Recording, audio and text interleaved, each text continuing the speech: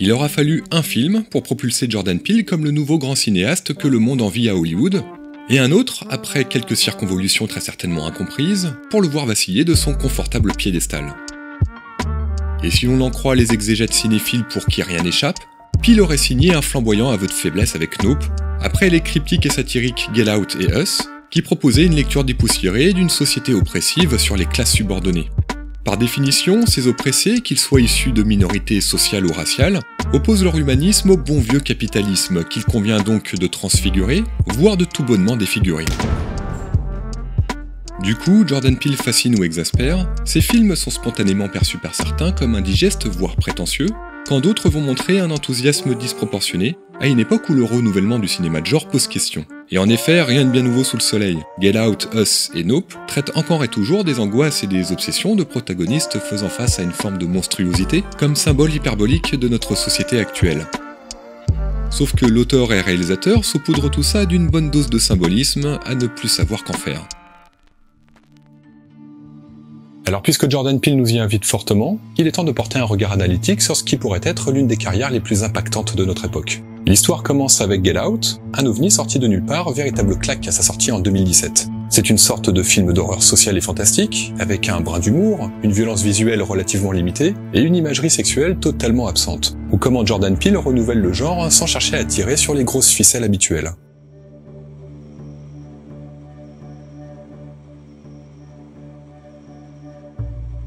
À l'origine, Jordan Peele est un humoriste célèbre auprès de son camarade Keegan-Michael Key. Là d'ailleurs, c'est eux dans Wonderland Wild de Doris Selig, vous savez, le film à l'humour Comedy Central que personne n'a compris sauf les Américains. Donc Peele, humoriste BCBG new-yorkais, au départ sa vocation, ce n'est pas de noyer le spectateur dans des films à énigmes comme le ferait David Lynch. Il cherche surtout à divertir, au premier degré. Et c'est d'ailleurs avec son duo Key & Peele, entre 2012 et 2015, qu'il expérimente ses premières productions, parfois dignes de petits courts-métrages cinématographiques.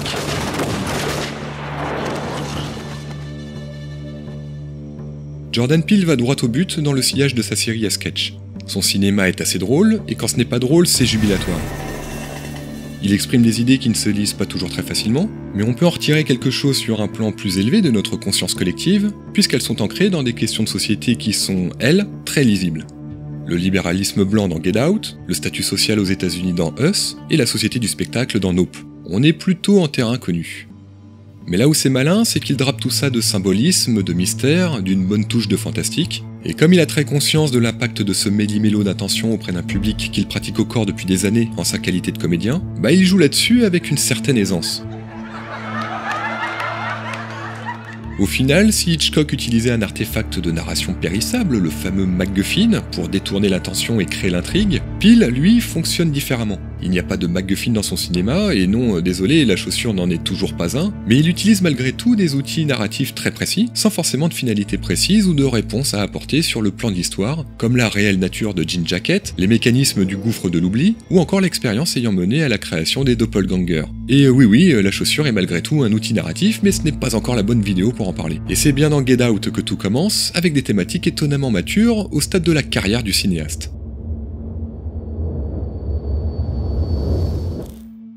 La notion de dualité se sent dans toute l'œuvre de Jordan Peele, et lorsqu'il exprime sa volonté d'écrire des films, il imagine une fusion perçue comme naturelle entre la comédie satirique et l'horreur. Un mélange qui va l'aider à façonner l'idée d'une double conscience, aussi bien stylistique que narrative, dans la représentation symbolique qu'il fait de la société actuelle, tout en veillant à tenir en haleine son audience avec un jeu de faux-semblants malaisant, faisant très intelligemment passer la pilule sociale du propos.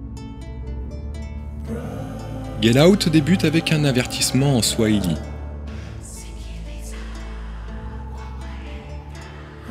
Sans ambiguïté mais non sans subtilité, cette ouverture exprime en quelques secondes toutes les thématiques à venir, avec un motif qui reviendra comme un mantra obsédant et évocateur, le genre de petits détails auxquels vous ne prêtez pas attention, mais qui en dit long sur l'intention du réalisateur.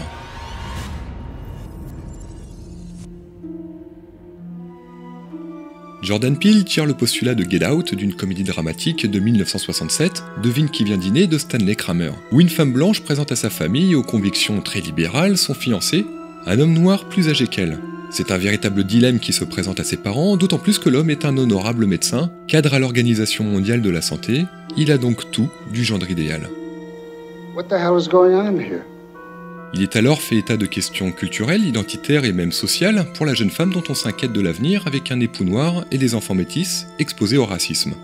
Ce drame social tombe à une époque où, notamment, le thème du mariage mixte dans l'Amérique post-Kennedy domine les débats sociaux. Libéraux et donc supposément très ouverts, les parents montrent de réelles réticences empêchant le couple de s'épanouir. Ils font ressentir tout le racisme systémique de leur pensée de personnes blanches dans une société normalisée, ce que l'on peut aussi lire insidieusement dans l'attitude de la famille Hermitage de Get Out. Le film de Stanley Kramer n'en reste pas moins problématique, car uniquement exposé du point de vue blanc, une critique énoncée avec force par la communauté afro-américaine, qui rejette même la participation de Sidney Poitier face à une mascarade s'enfonçant plutôt dans ses clichés.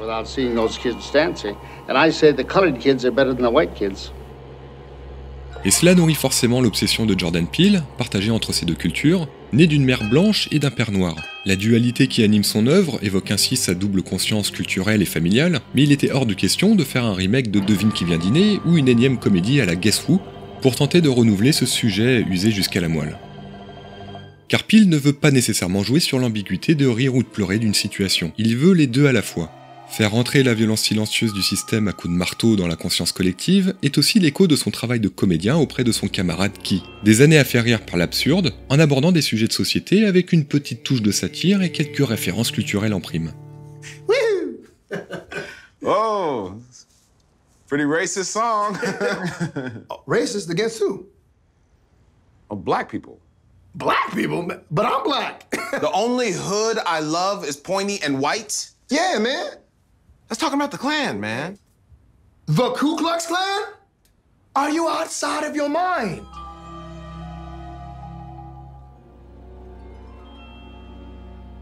L'autre grande inspiration de Get Out est Les femmes de Stepford, adaptée de l'auteur Ira Levin, connue pour Rosemary's Baby, et qui partage la même symbolique de l'assimilation progressive et latente dans une société socialement coercitive. Ce film met en scène un jeune couple débarquant dans une banlieue bourgeoise américaine pour constater que l'ensemble des femmes répondent parfaitement à l'image de la ménagère au service de son mari et de ses enfants, renonçant à toute ambition personnelle ou professionnelle. Cette double conscience de tenir un rôle dans une société patriarcale tout en essayant de ne pas en dépendre s'impose comme une charge mentale importante et aliénante.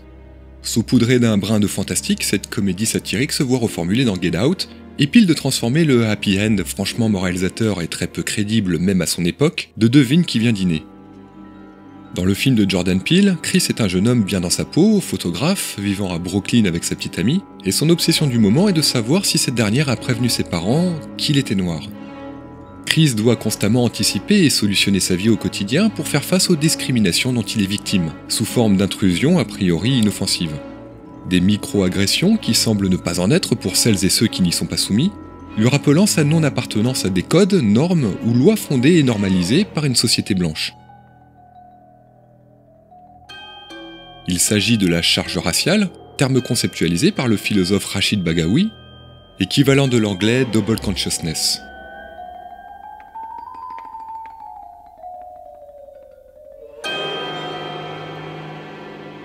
Cette double conscience se retrouve d'ailleurs dans un excellent épisode de la série The Twilight Zone en 2019, dont Jordan Peele en est le producteur et showrunner. Dans l'épisode Replay, la mère de famille afro-américaine Nina Harrison utilise la fonction rembobinée d'une caméra pour revivre et changer les événements la confrontant avec un officier de police raciste qui trouve toujours le moyen de la harceler en se montrant extrêmement agressif et menaçant. Sa charge raciale est telle qu'elle mettra tout en œuvre pour éviter que son fils étudiant ne voit sa vie gâchée à cause de ce policier, en adaptant son attitude pour se protéger de choses dont elle n'est en réalité pas coupable. De la même façon, Johanna dans Les femmes de Stepford s'inquiète de voir son identité effacée par une manipulation du monde patriarcal, symbole de la libération féminine contrariée par une société essentiellement dirigée par des hommes, qui voient d'un mauvais œil cette émancipation mettant supposément en danger le modèle familial. Un décryptage qui fonctionne parfaitement avec les minorités et problématiques raciales dans Get Out. Certes, les hommes de Stepford ne détestent pas les femmes, mais le sujet peut aussi être vu comme une critique de l'hétérosexualité dans la société patriarcale, de la même façon que Get Out est plutôt une critique du libéralisme dans la société blanche, dont les membres ne sont a priori pas racistes et ne détestent par conséquent pas les personnes noires. Et ça, Jordan Peele l'a très bien compris. Il ne parle tout simplement pas de haine d'autrui au premier degré, de peur ou de rejet de ce qui est différent, mais de quelque chose de plus profond, de plus systémique.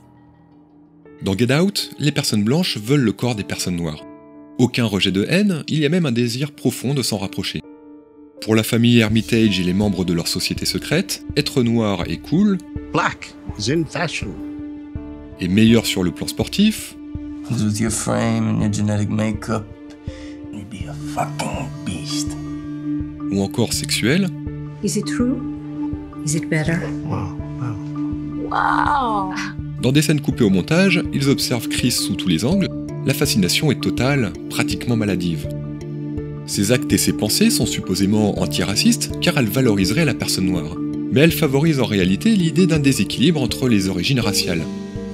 Pour cette société secrète, les noirs sont supérieurs physiquement, mais pas mentalement. Ils expriment l'idée que, quelque part, les personnes noires ne sont donc certainement pas inférieures sur le plan biologique, mais le sont bel et bien sur le plan culturel et intellectuel. Même le vendeur d'art, qui se dit ne pas envier Chris pour sa couleur de peau et donc ne pas être raciste, souhaite surtout obtenir les yeux du jeune homme, ce qui serait la raison de son talent.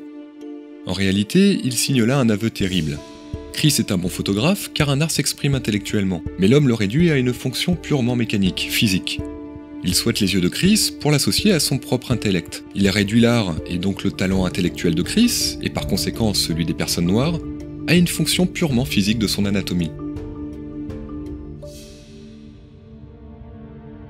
La lecture de Get Out est donc bien celle de l'asservissement physique et moral d'une minorité par une forme d'esclavage, de colonisation moderne, métaphoriquement transposée dans un body horror movie à mi-chemin entre Rosemary's Baby et Invasion of the Body Snatchers.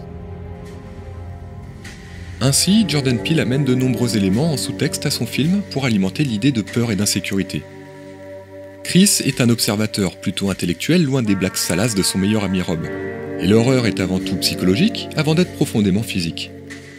Chris anticipe les événements de vie et s'adapte à tout moment. Sa charge mentale est palpable. Quand le policier demande ses papiers d'identité, il obéit. C'est sa petite amie Rose qui refuse, et induit par les spectateurs un réflexe somme toute logique. Il est anormal que le policier demande les papiers à Chris. Ne serait-il pas raciste, comme celui de l'épisode replay de The Twilight Zone ?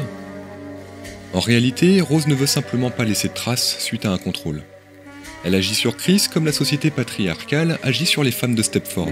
Elle le conditionne à son triste sort, l'enfermant peu à peu dans une réalité alternative, et extrapolant ses craintes en alourdissant subtilement sa charge raciale.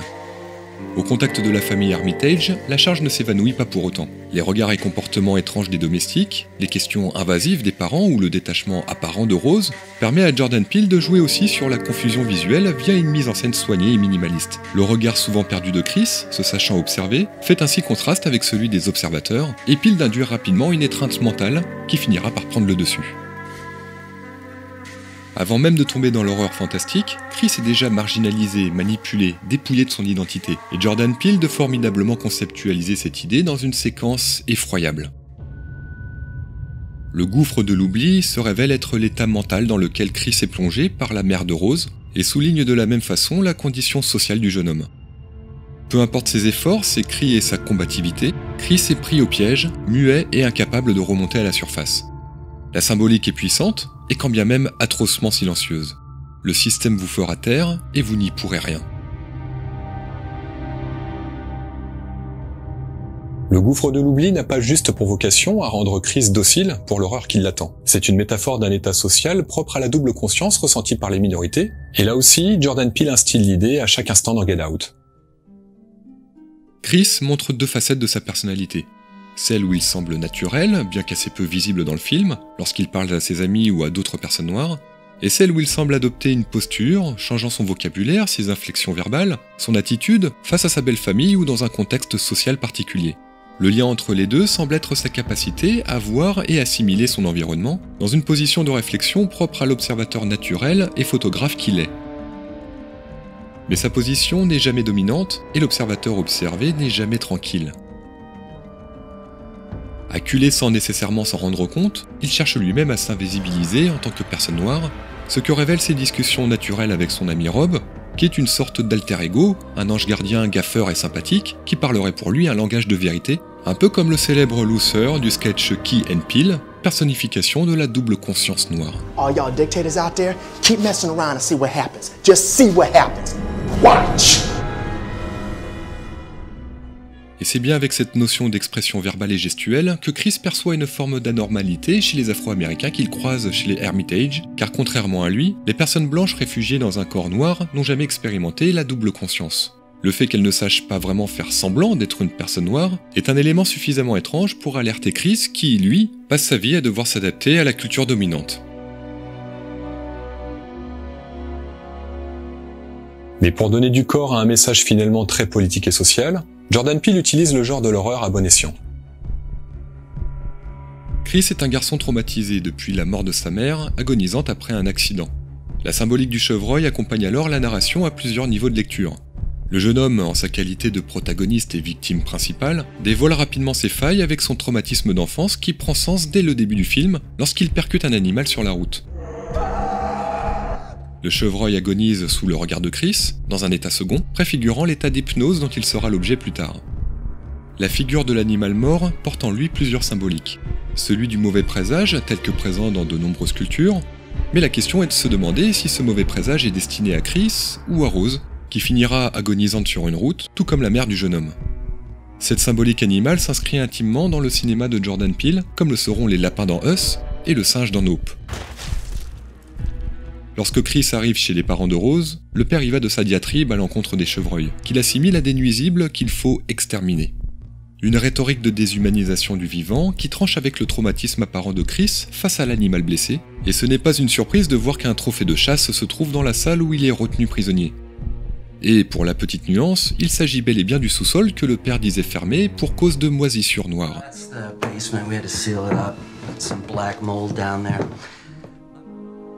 Le chevreuil, également emblème de l'ordre du Coagula, associé à la chasse aux personnes noires que fait la famille Hermitage, fait furieusement battre l'idée d'une culture coloniale et destructive, peu encline à accepter la cohabitation. Les Hermitage cherchent l'immortalité en changeant de corps, ce que suggèrent les liens qu'ils semblent avoir avec l'ordre des Templiers et de son rapport au Graal, source de toute abondance. Cela arrive en opposition à Chris, confronté à la mort violente de sa mère et qui a une conscience accrue de sa condition mortelle.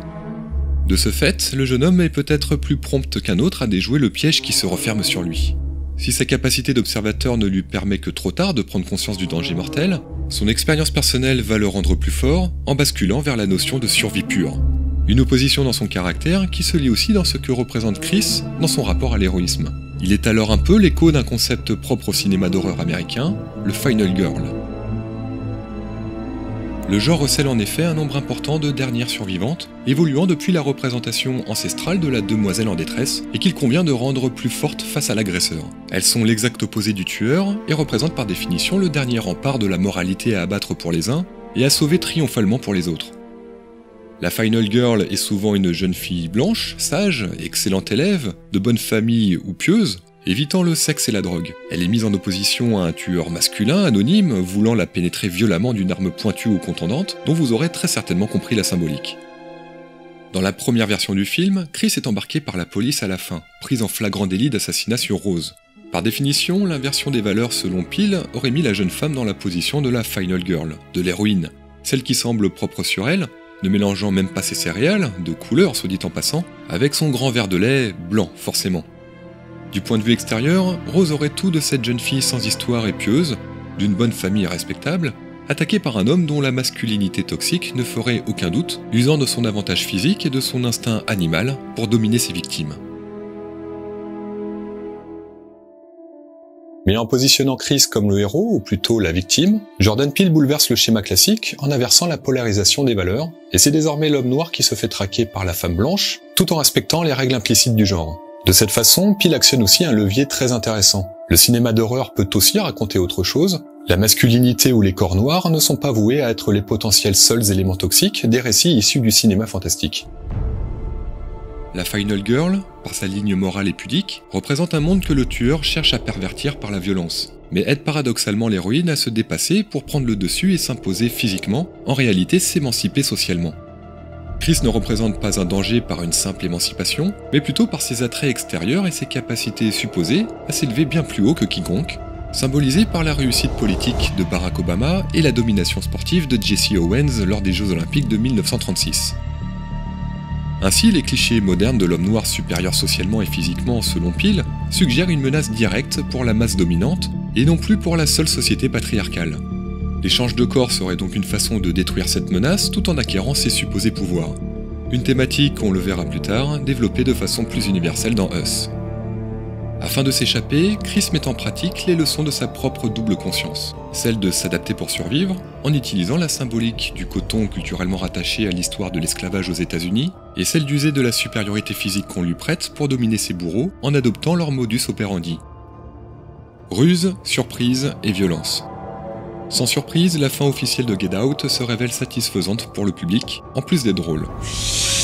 Le mantra en Swahili était un avertissement que même Rob matraquait sans cesse à Chris, et il ne se privera pas pour le rappeler. I told you not to go in that house. Mais comme dit précédemment, la première fin tournée et écrite par Jordan Peele était bien différente. En adoptant la sauvagerie de ses agresseurs, Chris bascule inexorablement dans le véritable piège qui se présente à lui. Le système vous fera taire. Par définition, Chris ne détient pas la vérité. Il est reconnu coupable de meurtre, arrêté et emprisonné pour ses crimes. Son destin est précisément de ne jamais trouver la sérénité dans ce monde, mais Jordan Peele n'avait, cette fois, plus du tout envie de rire.